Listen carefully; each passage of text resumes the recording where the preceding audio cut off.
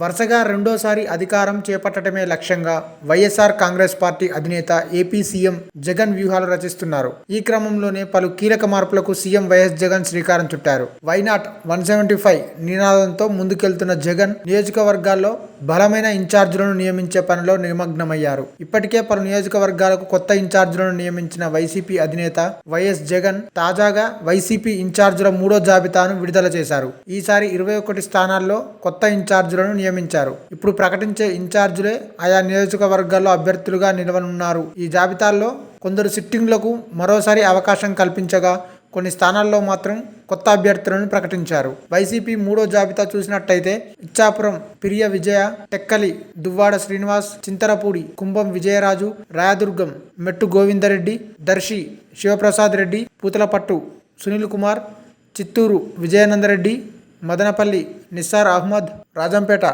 Akepati Amarnath Reddy, Aluru Virupaksha, Kodumur doctor Satish, Gudur మెరిగం Murali, Satyavedu మద్దెల గురుమూర్తి, పెనుమలూరు జోగి రమేష్, పేడన ఉప్పాల రామ్లకు అవకాశం దక్కింది. ఇక ఎంపీ అభ్యర్థుల విషయానికి వస్తే విశాఖపట్నం బొత్సాల ఝాన్సీ లక్ష్మి, ఏలూరు కారుమూరి సునీల్ కుమార్ యాదవ్, విజయవాడ కేశినేని నాని, తిరుపతి కోనేటి ఆదిమూలం, కర్నూలు గుమ్మనూరు జయరాం, శ్రీకాకుళం పేరాడ తిలక్ లకు అవకాశం ఇచ్చారు. ఇక తాజా జాబితాలో కూడా సామాజిక న్యాయం పాటిస్తూ జాబితాను విడుదల చేశారు. 3వ జాబితాలో 11 స్థానాలను బీసీలకు, 1 స్థానం మైనార్టీ, 3 స్థానాల్లో ఓసీలకు కేటాయించారు. ముందుగా ప్రకటించినట్టుగా బీసీలకు అధిక ప్రాధాన్యం ఇస్తూ సీట్ల కేటాయింపు జరిగింది. ఇక ప్రకటించిన 6 ఎంపీ స్థానాల్లో 4 స్థానాలు బీసీలకు, 1 స్థానం ఓసీ, 1 స్థానం ఎస్సీలకు కేటాయించారు.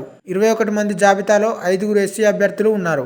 మొత్తం మీద సామాజిక న్యాయానికి పెద్దపీట వేస్తూ గెలిపే లక్ష్యంగా అభ్యర్థుల ఎంపిక జరిగినట్టుగా వైసీపీ వర్గాలు స్పష్టం చేస్తున్నాయి. అయితే పూతలపట్టు ఎమ్మెల్యే ఎంఎస్ బాబు సీఎం తన నిర్ణయాన్ని పునఃపరిశీలించుకోవాలని చేసిన విజ్ఞాపనను పరిగణలోకి తీసుకోలేదు. అలాగే సీఎం మాట్లాడిన అసంతృప్తి చేసిన కొలుసు పార్థసారథి టికెట్ కట్ చేశారు. రాయదుర్గంలో కాపు రామచంద్రారెడ్డిని తప్పించి మెట్టు గోవిందరెడ్డిని ఇన్ఛార్జిగా ప్రకటించారు. కాపు సామాజిక వర్గానికి చెందిన చిత్తూరు, దర్శి ఎమ్మెల్యేల స్థానంలో రెడ్డి అభ్యర్థులను నియమించడంపై కొంత అసంతృప్తి వ్యక్తమవుతుంది. ఈ వీడియో మీకు నచ్చినట్టయితే లైక్ చేయండి, షేర్ చేయండి, కామెంట్ చేయండి, సబ్స్క్రైబ్ చేయండి.